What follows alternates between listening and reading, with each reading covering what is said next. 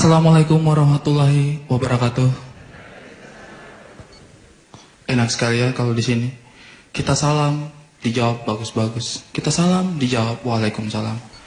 Jangan seperti waktu saya kemarin ke Aceh itu. Di depan sudah jilbab-jilbab banyak, saya masuk dengan percaya diri aja. Assalamualaikum warahmatullahi wabarakatuh. Tidak dijawab. Mereka sikut-sikutan terus bilang, ih, orang timur ada yang Islam memangnya?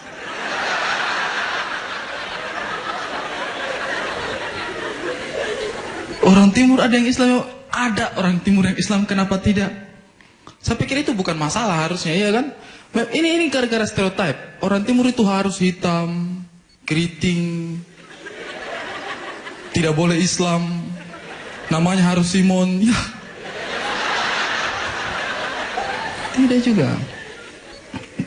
Saya ini Islam. Dan saya tuh kalau pulang ke kampungnya saya tuh 1 tahun 1 kali. Yaitu pada saat momen Lebaran, Idul Fitri. Itu momen yang sangat berharga sekali untuk saya. Karena kan pada saat itu kan kita berkumpul bersama keluarga, iya kan? Dan itu, saya itu paling menghargai itu momen Idul Fitri itu pada saat sholat Idnya itu. Sholat Id itu luar biasa untuk saya itu.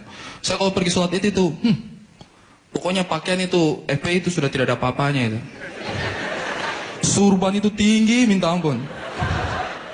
Bahkan pergi sholatnya itu pakai unta sekalian ya. Terus di belakang ada pengiring yang ikut, ya taiba, ya taiba. Jalan, pergi sholat. Dan kalau momen sholat Idul Fitri itu kan momen puncak untuk seorang Islam. Dalam kembali fitrah kan, kita itu ingin kembali fitrah.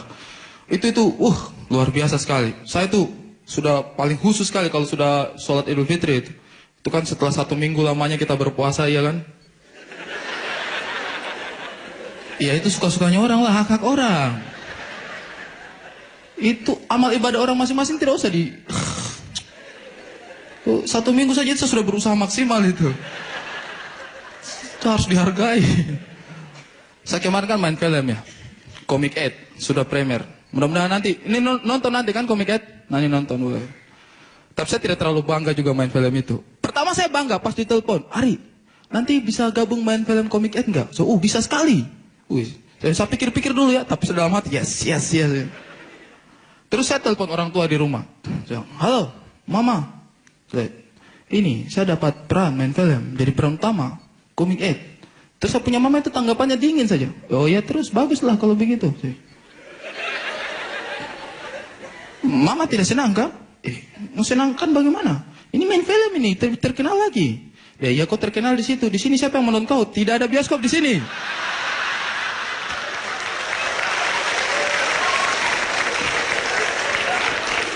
Saya pikir-pikir betul juga, memang betul.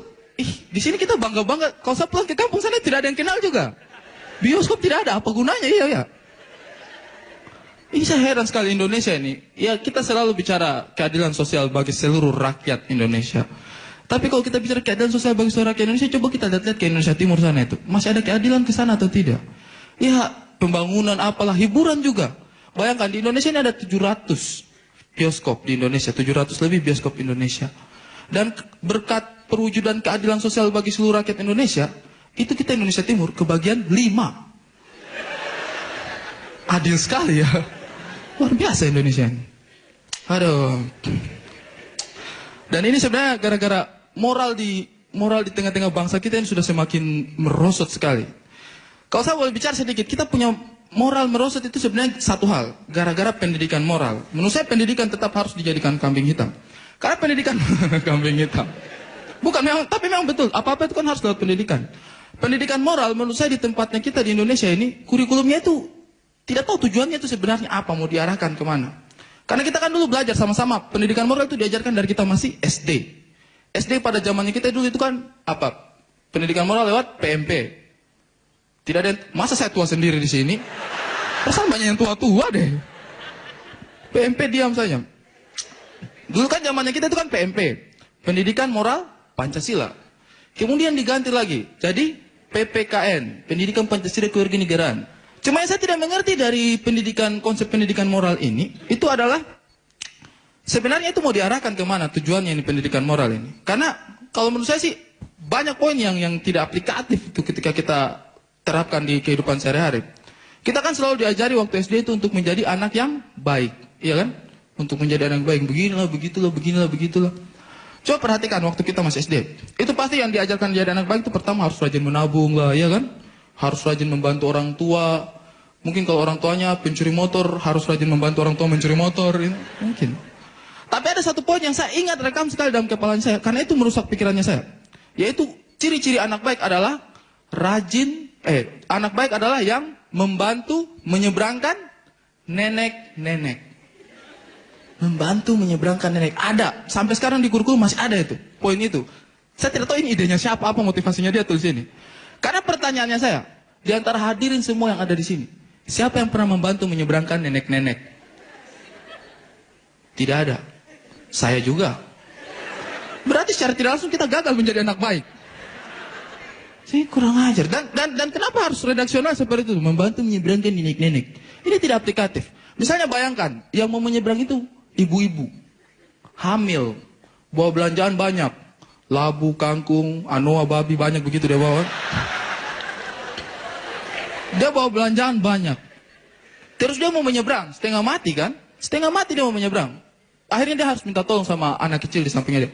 Nak, nyeberangin ibu dong. Ini jawaban si anak bagaimana? Apa? Menyeberangkan ibu? Asal ibu tahu ya. Ibu itu belum terlalu tua. Di buku ditulis menyeberangkan nenek-nenek. Ibu tahu dong definisi nenek-nenek. Menyeberangkan tidak aplikatif. Dan gara-gara ini saya tuh terhantui sekali. Saya bilang saya ini selama kecil tidak pernah menyeberangkan nenek-nenek. Ini berarti saya ini gagal jadi orang baik.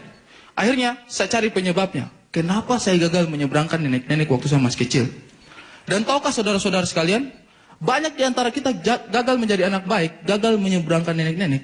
Itu karena ternyata di Indonesia, jumlah nenek-nenek tidak sebanding dengan jumlah anak kecil. Indonesia kekurangan stok nenek-nenek. Dan yang turun di jalan juga sangat minim sekali. Makanya ini, supaya anak Indonesia menjadi lebih baik, karena ada poin ini dalam pendidikan moral, saya menghimbau kepada pemerintah untuk bekerja sama dengan panti jompo. Melakukan program nenek turun ke jalan.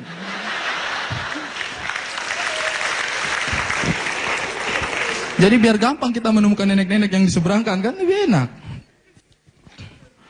Terus, saya juga itu lihat di Indonesia ini banyak hal-hal yang, tidak tahu, orang Indonesia ini suka aneh-aneh. Kalau kalian perhatikan orang Indonesia ini satu keanehannya mereka itu suka adu-adu hewan-hewan. Tahu adu-adu hewan-hewan, hewan yang satu diadu dengan hewan lain. Kalian tahu enggak karapan sapi? Karapan sapi itu kan konsepnya 2 ekor sapi diikat satu sama lain, ya kan? Terus diusir-usir. Ya kan, sampai ada yang juara. Dan ternyata bukan hanya karapan sapi. Ada juga yang namanya karapan kambing. Konsepnya sama juga, 2 ekor kambing diikat jadi satu, diusir-usir juga seperti itu. Di suatu daerah juga di Indonesia itu ada juga, saya kira itu sudah kambing, sudah cukup lah diadu-adu seperti itu. Ada juga yang bikin karapan bebek. Tidak pakai sambal, itu lalapan bebek beda. Karapan bebek itu kayak begitu juga. Jadi bebek itu lehernya diikat, jadi 2 terus diusir-usir. Ini saya pikir orang Indonesia kenapa suka konsep adu hewan-hewan yang seperti ini? Mungkin besok-besok nanti kita bikin karapan apa lagi? Karapan nyamuk mungkin. Kita bikin karapan nyamuk. Jadi konsepnya sama, 2 ekor nyamuk diikat-ikat. Terus disemprot baygon dari belakang. Sehari Kriting, selamat siang.